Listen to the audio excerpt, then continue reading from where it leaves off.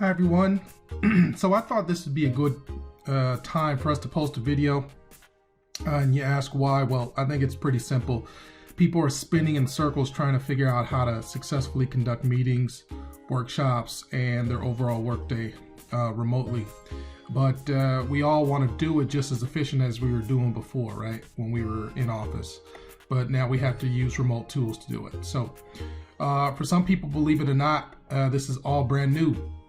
For others, we're familiar with the technology, but maybe we haven't been as involved with using it or setting it up as we have to be right now, because there is no IT admin at this point.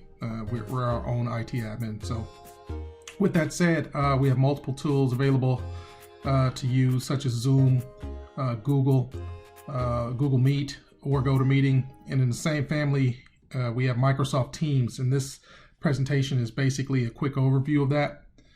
So what can we use this for? Well, we all know that successful professional collaboration is about communication. So this is easy when you're a desk away from someone and you need to work with them, because you can just look over the cubicle and ask a question. But what happens when we're cities or even continents apart? So I've put together a small agenda outlining what I'll be addressing today. We'll start with an overview of the product and move into feature specifics after that.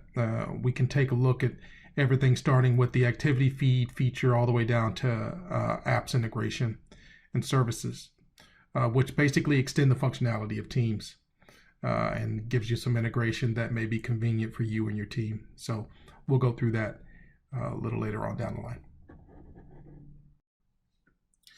So before we get into this, I want to say that this is not intended to be a training.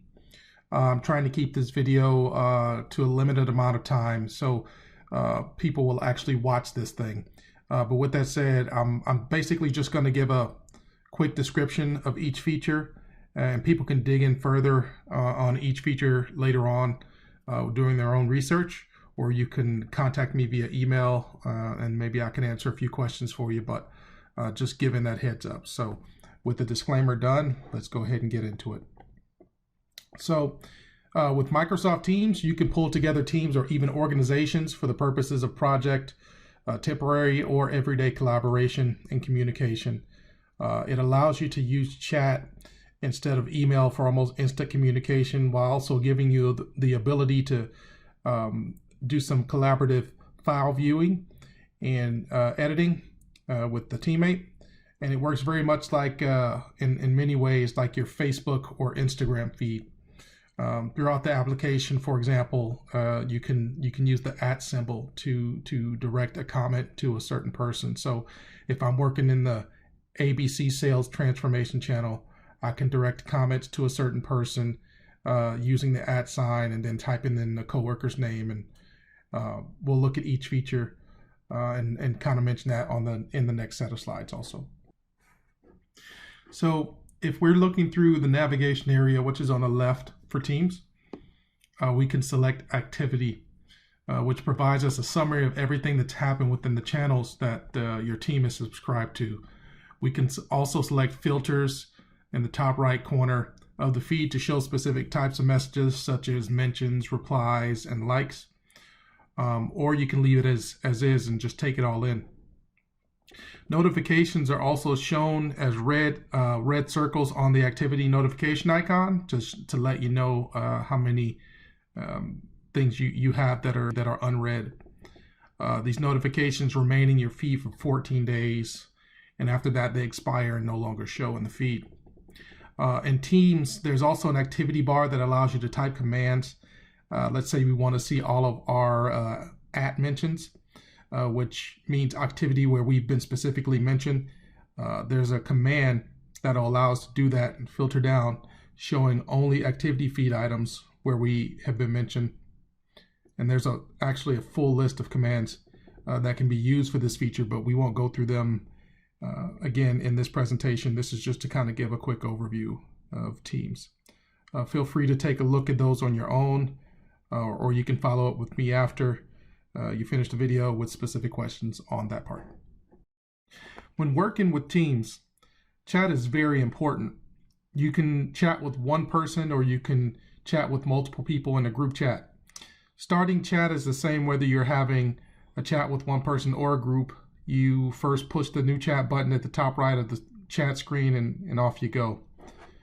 Once the session is established, you can send files, links, emojis, stickers, GIFs, whatever you need to actually send to get your point across.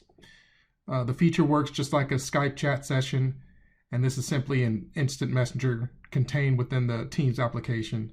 Nothing complicated about this at all. One very key way to collaborate in Teams is to use the meetings feature. Meetings can be conducted using audio, video, screen sharing, whatever you need. You don't have to be a member of the host organization to participate in the meeting also. You just need an invitation sent one by the owner of the meeting. You can join Teams anywhere using any device, whether we're talking about your PC or your mobile device. For best results, you should join Teams using the app, or you can also use the web client. If you're not able to use the app or the web, you can dial in using the provided phone number if you cannot be on the screen. The calendar in Teams is also connected to your Exchange calendar. So when you schedule meetings in one of the platforms mentioned, it'll also show up across each platform and in your calendar. When joining by phone number, you can go to the calendar on the left side and select a meeting and dial in. The number is provided in the meeting details. And for those who aren't members of the team, you'll need an invitation to join the meeting. So when you think of teams and channels, you can think, if you've used an application like Slack, for example, that would be something also that'd be a competitor to Teams. But basically, you would set up a group of people within an organization or even the whole organization, and you'd set up channel conversations to have so you could have those specific topics discussed for each group that you've set up. For example, in our Northwind Traders example here, we have a general channel, we have a development channel, a marketing channel, a social media channel. You only invite the people that are relevant to that conversation, and then you manage the group from there. Channels are essential because that's where all of the work happens. Channels have the text, the audio, the video. If you want to put some attachments in there, anything specific to that team, you manage that through channels. And they're open to the public being the people you invited, but whether it be you or the whole group. And a way of thinking about this is like I said, something like Slack, or think of Skype for business, and where you've created some groups. Again, it's similar to that, but now it's all contained within Teams. So it's just one of the Teams features available in the menu here on the left. So at times we'll want to collaborate on files within a team, so we can do that from within each channel. There's a special tab where we can make an upload and upload relevant files, things like Excel, PowerPoint, Word, even Visio. But with Visio, you'll need a license. Both or each person collaborating on the file itself will need a license for Visio in order to be able to do that. And we're talking about things, whether it be viewing or editing. We can do that from within Teams. So imagine your team having a specific channel discussing a topic, let's say an upcoming training or project update. These channels have their own file folders.